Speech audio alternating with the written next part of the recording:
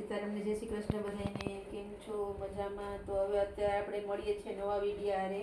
તો જો અમે ઓફિસેથી આવી ગયા અને યુગ સ્કૂલેથી આવી ગયો, તો હું યુગભાઈ માટે બનાવું છું જો મસ્ત મજાનું ચીકુ શેક.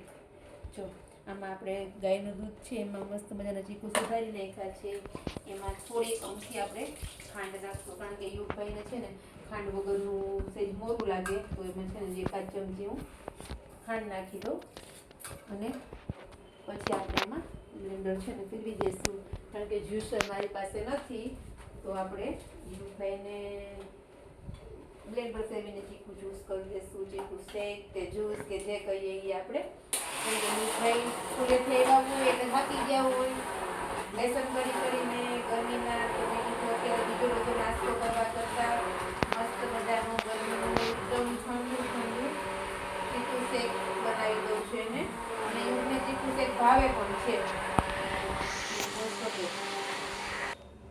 તો જો આપણો ચીકુ શેક બનીને તૈયાર થઈ ગયો છે અને યુગભાઈના મગમાં હું ભરી દઉં છું. જો મસ્ત મજાનો ચીકુ શેક બની ગયો છે ઠંડો ઠંડો.